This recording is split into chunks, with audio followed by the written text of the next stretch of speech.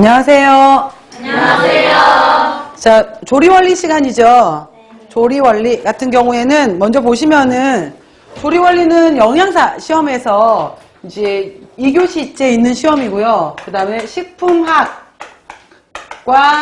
식품학리 조리원리 이렇게 들어가요. 그래서 식품학 조리원리고 여기에서 40문항짜리 문제예요. 그래서 식품학 조리 원리가 있고 여기에 써져 있진 않지만은 같이 들어가는 과목이 식품 미생물이에요. 그래서 미생물 과목이 여기 들어가 있거든요. 그래서 40문제로 들어가는데 대략 이제 이쪽에서 뭐 16문제에서 17문제 또 뭐 16, 17문제 이렇게 나오기 때문에 나머지 그러면 한 3, 4문제 정도가 이쪽에서 미생물 파트에서 나오는 거예요. 그래서 미생물 부분은 제가 아는 바로는 먼저 이제 뭐 미생물 분류라든지 그 다음에 주로 많이 나오면 이제 곰팡이, 그 다음에 효모, 그 다음에 세균, 그 다음에 박테리오파지 이런 것들 나오잖아요. 이것들에 분류하는 거 나오고 가장 중요한 게 이 미생물들의 이제 생육 환경으로 해서 아마 작년, 재작년에도 아마 유도기, 대수기, 정상기, 삼열기 이쪽에서 아마 시험 문제가 나왔었을 거예요. 그래서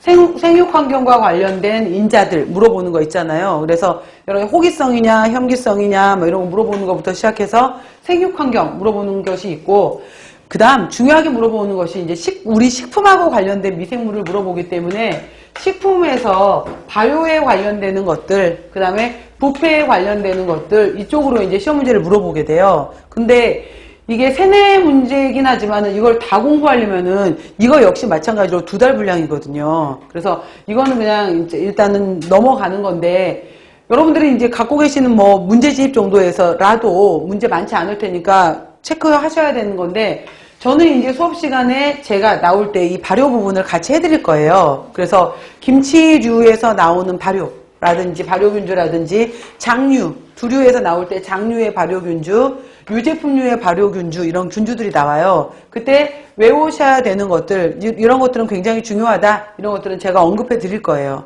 그래서 발효 부분이고 아마 부패 부분까지는 따로 뭐 나오지 않더라도 여러분들이 식품위생학도 공부하시잖아요. 거기에서 관련되는 것들이 또 부패 문제로 나오기도 해요. 그러니까 뭐 어느 한 과목을 무시하시지 마시고 공부를 하다 보면 다 연결이 되는 거거든요. 그래서 식품학 조리원리 이렇게 나오는데 이 조리 원리, 그러니까 아마 이제 여러분들이 공부하시면서 느끼시겠지만은 조리 원리 같은 경우에 이게 거의 이제 조리 학교에서 여러분들 학부 수업 배우실 때 조리 원리로 공부를 하셨는지 조리 과학으로 공부를 하셨는지 크게는 이제 관련이 없긴 한데 요즘은 이 사이언스, 과학 쪽에 더 가깝게 문제를 내요. 그래서 이 조리 원리 같은 경우에 학생들이 굉장히 쉽게 접근을 하거든요. 근데 쉽지 않아요. 절대 쉽지 않은 거고 어떤 과목이든지 마찬가지지만은 이 과목 같은 경우에도 무조건 처음엔 다 암기예요. 모든 과목은 암기예요. 암기로 시작을 하는 거고 더군다나 조리 원리가 이제 조리 과학 쪽으로 시험 문제가 나오다 보니까 어려워지는데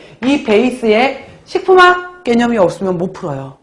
그래서 더 많이 어려워지는 건데 간단한 예를 들면 뭐가 있냐면은 식품학 부분에서 우리가 단백질 대사 부분에 있어서 변성이라는 것이 나오잖아요. 단백질 변성 부분에서 변성은 단백질의 구조에 있어서 1차, 2차, 3차, 4차 구조가 있었을 때 2, 3, 4차 구조는 바뀌지만은 1차 구조에 해당이 되는 펩타이드 구조가 끊어지지 않는 것을 변성이라고 하는 거거든요. 그래서 이제 유도 단백질의 종류에서도 1차 유도 단백질, 2차 유도 단백질에 해당이 되는데 변성은 1차 유도 단백질에 해당이 돼요. 그랬을 때 이 변성이라는 것을 가지고서 또 크게는 이게 화학적 변성에 해당이 되느냐 물리적 변성에 해당이 되느냐라는 것으로 나눌 수가 있어요. 그럴 때 물리적 변성의 가장 대표적인 예에 해당이 되는 것이 압력이에요.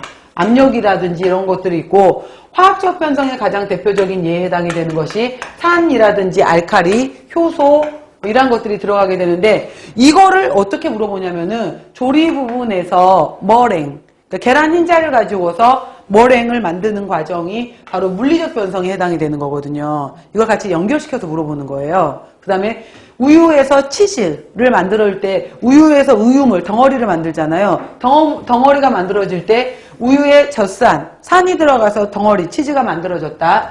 우유에 레닌이라는 효소가 들어가서 치즈가 만들어졌다. 이거를 그냥 치즈 문제로 내는 것이 아니라 화학적 변성 문제로 내는 거예요. 이런 식으로 해서 식품화학과 조리 문제는 굉장히 많이 근접해 있어요.